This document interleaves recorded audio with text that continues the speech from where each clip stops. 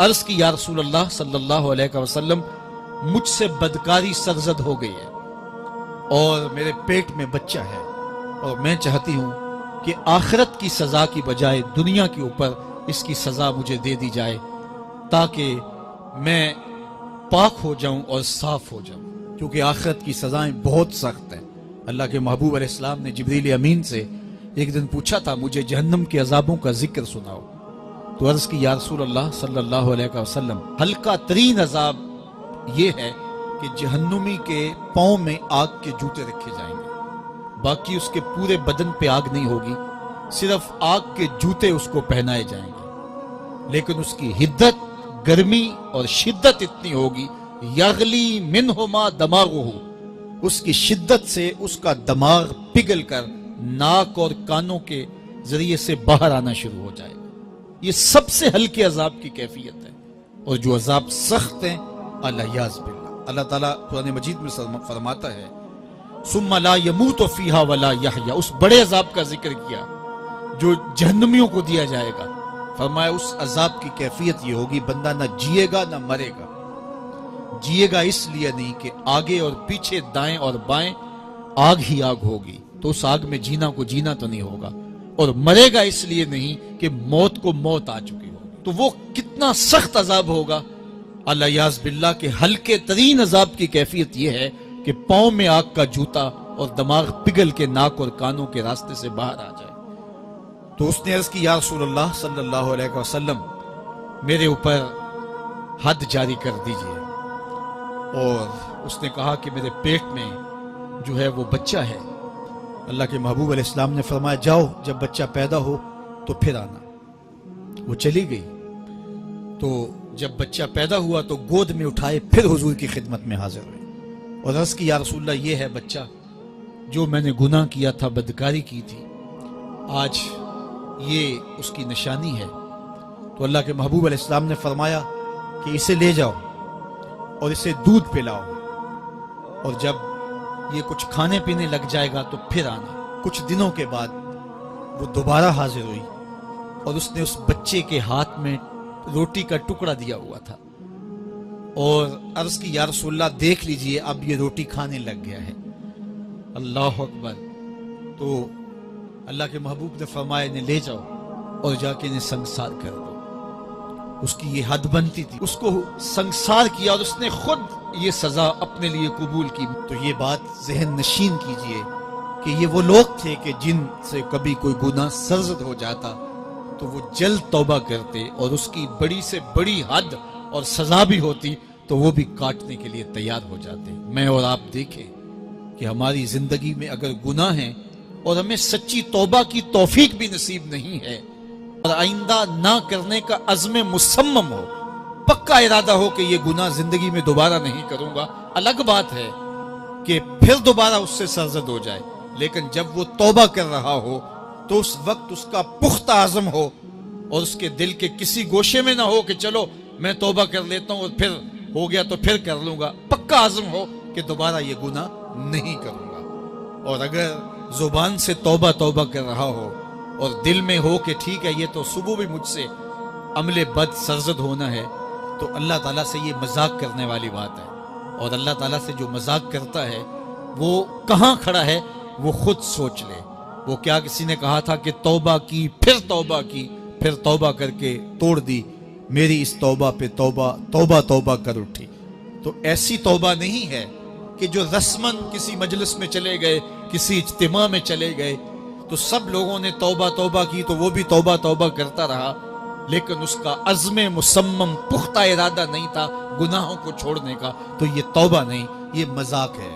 اس لیے اللہ کے حضور سچی توبہ یہ ہے کہ ماں قبل کے گناہوں سے مٹی کے گھروندے پاؤں پہ بناتا ہے اور انہیں مسمار کر دیتا ہے۔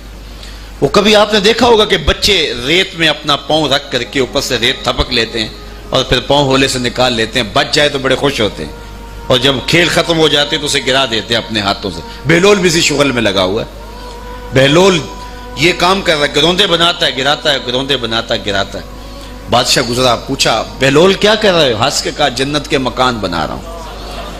کہا بیچتے ہو؟ ہاں بیچتا ہوں۔ کتنے کا؟ 10 روپے کا، سیل لگائی ہوئی ہے۔ بادشاہ مسکرا کے گزر گیا. دیوانہ ہے، مجنوں ہے، اپنی موج میں لگا ہے. پیچھے سے ملکہ زبیدہ بھی آ رہی تھی. اس نے بھی دیکھا. کہا بہلول کیا کر رہے ہو؟ کہا جنت کے مکان بنا رہا ہوں. کہا بیچتے ہو؟ ہاں 10 روپے کا بیچتا ہوں.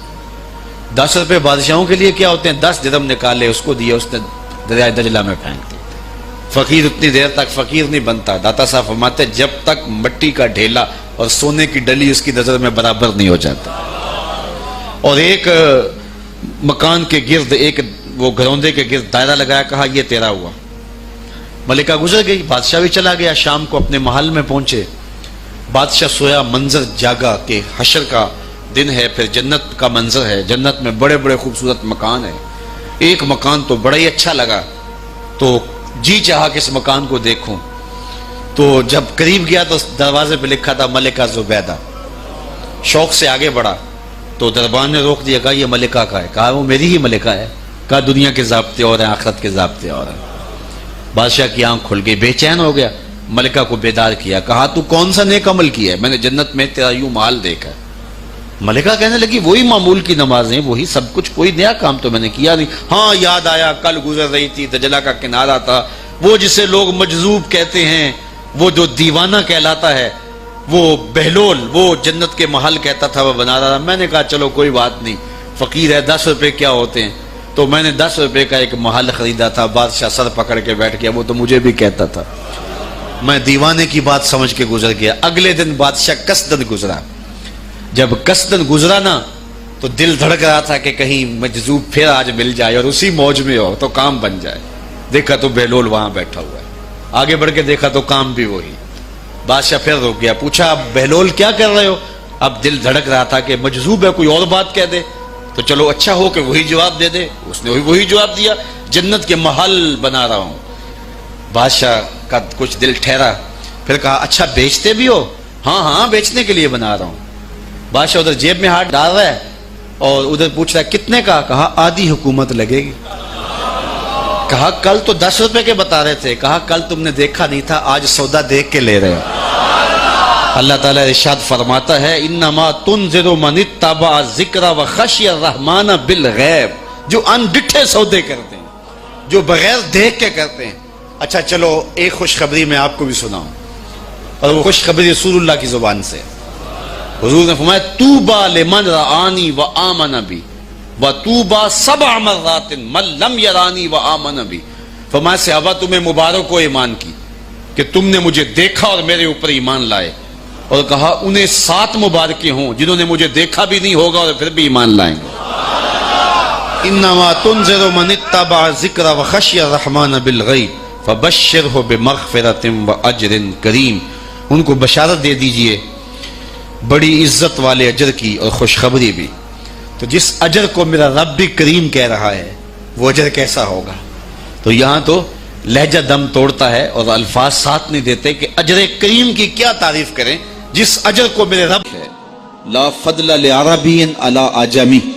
کسی عربی کو اجمی پر کوئی فضیلت نہیں ہے، اور کسی اجمی کو کسی عربی پر کوئی فضیلت نہیں ہے. کسی گورے کو کالے پر، کسی کالے کو گورے پر کوئی فضیلت نہیں. فضیلت کا معیار صرف تقوی ہے. ہمارے آج بھی ہندوانہ رسمیں ختم نہیں ہو رہی. دولت کی تقسیم پر، امیر غریب کی بنیاد پر اس معاشرے میں تقسیم موجود ہے. ہمارے دیہاتوں میں چودھری اور کمی کی بنیاد پر تقسیم موجود ہے. رعایا اور حکمرانوں کی بنیاد پر یہاں تقسیمیں موجود ہیں. لیکن میرے اور آپ کے آقا و مولا نے قیامت تک آنے والی انسانیت کے لیے جو منشور دیا وہ یہ تھا کسی عربی کو اجمی پر کوئی فضیلت نہیں، کسی اجمی کو عربی پر کوئی فضیلت نہیں، کسی گورے کو کالے پر کوئی فضیلت نہیں. چونکہ کالے رنگ بھی اللہ نے بنائے ہیں، گورے رنگ بھی اللہ نے بنائے. حکیم لقمان رنگ کے کالے تھے اور صورت اچھی نہیں تھی. تو کسی نے ان سے پوچھا کہ آپ اتنے بدصورت کیوں ہیں؟ تو حکیم لقمان نے کیا جواب دیا؟ کہا آپ شکل میں نقص نکال رہے ہیں یا شکل بنانے والے میں نقص نکال رہے ہیں؟ تو وہ خاموش ہو گیا. اللہ اکبر. تو یہ اللہ نے بنایا ہے نا. اس نے کانٹا بھی اس نے پیدا کیا ہے، پھول بھی اس نے پیدا کیا ہے، چہروں کی رنگت اس نے بنائی ہے، کسی میں کوئی رنگ بھر دیا، کسی نے کوئی رنگ بھر دیا. تو رنگوں کی بنیاد پر، نسب کی بنیاد پر کوئی افضل، کوئی اشرف، کوئی اعلیٰ، کوئی بد یہ نہیں ہے، بلکہ معیار جو دیا گیا وہ کیا تھا؟ تقوی. ان اکرمکم عند اللہ اتقاکم، جو زیادہ متقی ہے اللہ کے نزدیک وہی معزز ہے، وہی معتبر ہے. پھر حضور علیہ الصلوۃ والسلام نے عورتوں کے بارے میں تاکید کی کہ وہ تمہاری زیر دست ہیں، ان کی ملک کچھ نہیں ہوتا اور کمزور ہیں، ان کے بارے اللہ سے ڈرنا. اور حضور نے ان کے ساتھ حسن سلوک کرنے کی وصیت کی. پھر غلاموں کے ساتھ حسن سلوک کرنے کا حضور نے درس دیا کہ جو خود کھاتے ہو وہ انہیں کھلاؤ، جو خود پیتے ہو انہیں پلاؤ، جو خود پہنتے ہو انہیں پہناؤ. بعض لوگ ملازم کو، ماتحت کو جو ہیں وہ ہلکے کپڑوں میں کسن رکھتے ہیں تاکہ پتہ چل جائے کہ یہ غلام ہے، یہ ملازم ہے اور ہم باس ہیں. حضور علیہ الصلوۃ والسلام نے ان 3 چیزوں کی تاکید کی. پھر حضور نے ہمسایوں کے حقوق کے حوالے سے بات کی، اور صحابہ فرماتے ہیں کہ اتنی بار حضور نے تاکید کی کہ ہمیں یہ گمان ہوا کہیں وراثت کے اندر حقدار نہ ٹھہرا دیا جائے. تو ہمسایوں کے حقوق کے حوالے سے حضور نے تاکید ارشاد فرمائی. پھر حضور نے 3 باتوں کی تاکید فرمائی. پہلی بات، عمل میں اخلاص پیدا کرو، چونکہ عمل کا خلوص ہی قبولیت کا سبب و ذریعہ ہے. اگر عمل میں خلوص نہیں تو کچھ بھی پلے نہیں ہے. دوسری بات، حاکموں کو وصیت کرنا، جو بادشاہ وقت ہوں، حاکم ہوں، ان کو خیر کی بات کہنا، ان کو بتانا، ان کا قبلہ درست کرنے کی کوشش کرنا، یہ ذمہ داری ہے قوم کے اوپر.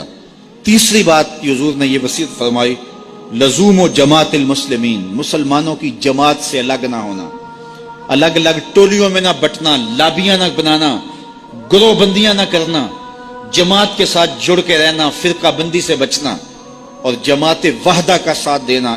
حضور نے فرمائی تابعوا السواد الاعظم فإنه من شذ شذ فی النار، جو بڑی جماعت ہے، سواد اعظم ہے، ان کے ساتھ رہنا، جو ان سے بچھڑ گیا وہ جہنم میں ڈالا جائے گا. در ماہی دا چھوڑی ناہی نہیں تے ہو جاویں گا روگی، جیڑی بکری اجڑوں وچھڑی او بگیاڑا جوگی. اس لیے لزوم و جماعت المسلمین، مسلمانوں کی جماعت کے ساتھ قائم رہنا. پھر حضور علیہ الصلوۃ والسلام نے فرمایا، اے امت مسلمہ، میں تمہیں لاوارث نہیں چھوڑ کے جا رہا ہوں، میں تمہارے اندر 2 بھاری چیزیں چھوڑ کے جا رہا ہوں، اور اگر تم ان کو مضبوطی سے تھام لوگے میں ضمانت دیتا ہوں تم کبھی بھی گمراہ نہیں ہوگے.